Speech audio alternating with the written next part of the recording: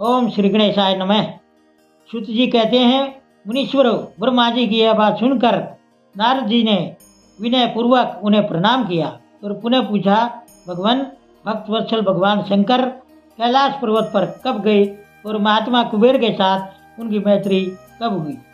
परिपूर्ण मंगल विग्रह महादेव जी ने वहाँ क्या किया, यह सब मुझे बताइए। इसे सुनने के लिए मेरे मन में बड़ा कौतूहल है। ब्रह्मा जी ने कहा, नारद सुनो, चंद्रमौली भगवान शंकर के चरित्र का वर्णन करता हूँ।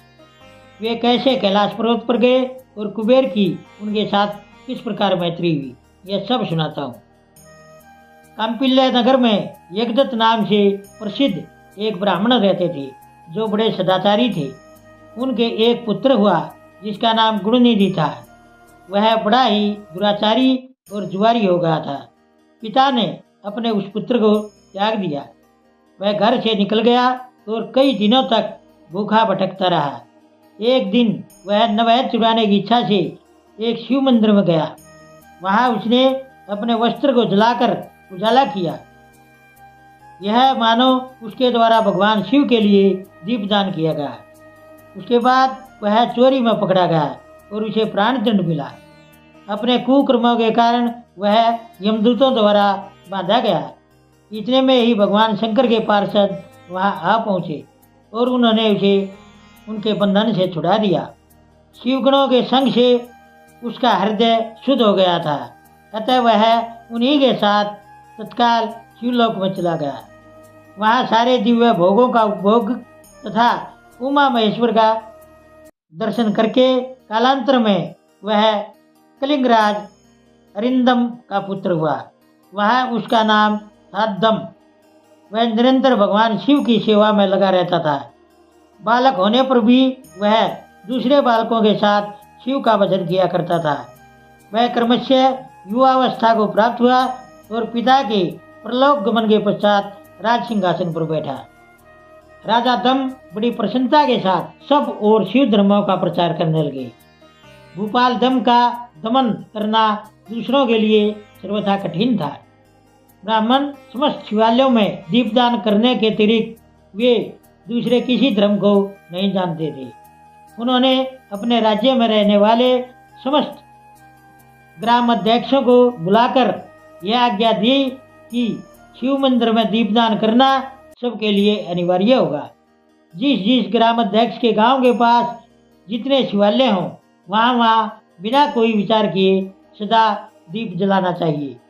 आजीवन इसी धर्म का पालन करने के कारण राजा दम ने बहुत बड़ी धर्म संपत्ति का संचय कर लिया। फिर वे काल धर्म के अधीन हो गए। दीपदान की वासना से युक्त उनके कारण उन्होंने शिवालयों में बहुत से दीप जलवाए और उसके फलस्वरूप जन्मांतर में वे रतन में दीपों की प्रभा के आश्रय हो अलकापुरी के स्वामी हुए।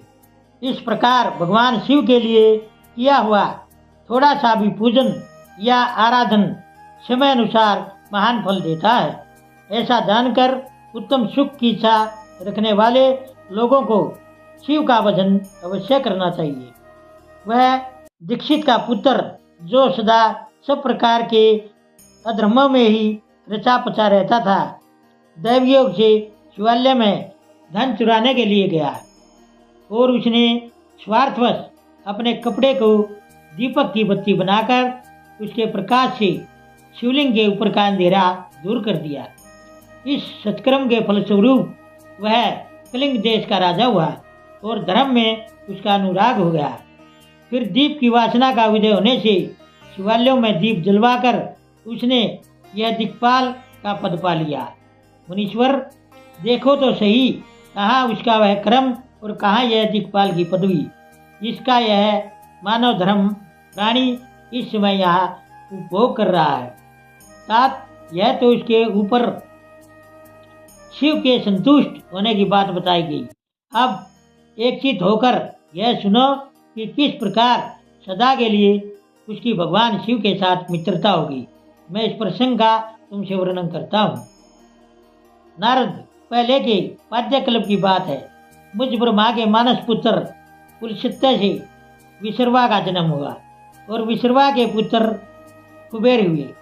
उन्होंने पूर्व काल में अत्यंत उग्र तपस्या के द्वारा त्रिनेत्रधारी महादेव की आराधना करके विश्वकर्मा की बनाई हुई इस अलकापुरी का उपभोग किया।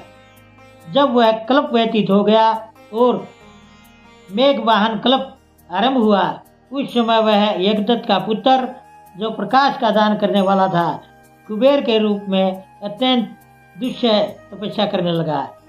दीपदान मात्र से मिलने वाली शिव भक्ति के प्रभाव को जानकर वह शिव की चित प्रकाशिका काशिकापुरी में गया और अपने चित रूपी रतन में प्रदीपों से 11 रुद्रों को उद्बोधित करके अनन्य भक्ति एवं स्नेह से संपन्न हो वह तन्मयता पूर्वक शिव के ध्यान में मगन हो निश्चल भाव से बैठ गया।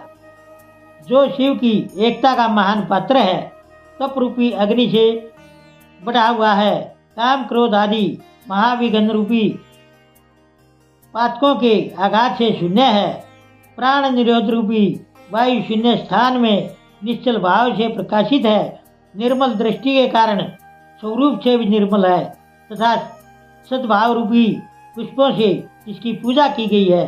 ऐसे शिवलिंग की प्रतिष्ठा करके वह तब तक तपस्या में लगा रहा जब तक उसके शरीर में केवल अस्थि और चर्म मात्र ही अवशिष्ट नहीं रह गई। इस प्रकार उसने 10,000 वर्षों तक तपस्या की। उसके बाद विशालाक्षी पार्वती देवी के साथ भगवान विश्वनाथ कुबेर के पास आए। उन्होंने प्रसन्नचित से अलकापति की ओर देखा। वे शिवलिंग में मन को एकाग्र करके ठूठे काठ की भांति स्थिर भाव से बैठे थे। भगवान शिव ने उनसे कहा, अलकापते, मैं वर देने के लिए उद्यत हूँ, तुम अपना मनोरथ बताओ। यह वाणी सुनकर तपस्या के धनी कुबेर ने ज्यों ही आंखें खोलकर देखा, त्यों ही उमावल्लभ भगवान श्रीकंठ सामने खड़े दिखाई दिए। वे उदय काल के हजारों सूर्यों से भी अधिक तेजस्वी थे और उनके मस्तक पर चंद्रमा अपनी चांदनी में घेर रहे थे। भगवान शंकर के तेज से उनकी आंखें चौंधिया गई, उनका तेज प्रतिहत हो गया और वे नेत्र बंद करके मनोरथ से भी परे विराजमान देव देवेश्वर शिव से बोले, नाथ, मेरे नेत्रों को वह दृष्टि शक्ति दीजिए जिससे आपके चरणारविंदों का दर्शन हो सके। स्वामी, आपका प्रत्यक्ष दर्शन हो, यही मेरे लिए सबसे बड़ा वर है।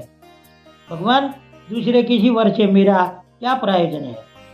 चंद्रशेखर, आपको नमस्कार है। कुबेर की यह बात सुनकर देवादिदेव उमापति ने अपनी हथेली से उनका स्पर्श करके उन्हें देखने की शक्ति प्रदान की।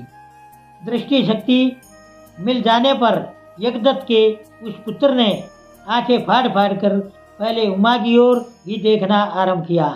वह मन ही मन सोचने लगा, भगवान शंकर के समीप यह सर्वांग सुंदरी कौन है? इसने कौन सा ऐसा तप किया है जो मेरी भी तपस्या से बढ़ गया है? यह रूप, यह प्रेम, यह सौभाग्य और यह असीम शोभा सभी अद्भुत हैं। वह ब्राह्मण कुमार बार बार यही कहने लगा। जब बार बार यही कहता हुआ वह क्रूर दृष्टि से उनकी ओर देखने लगा, तब वामा के अवलोकन से उसकी बाईं आंख फूट गई। उसके बाद देवी पार्वती ने महादेव जी से कहा, प्रभु, यह दुष्ट तपस्वी बार बार मेरी ओर देखकर क्या बक रहा है? आप मेरी तपस्या के तेज को प्रकट कीजिए।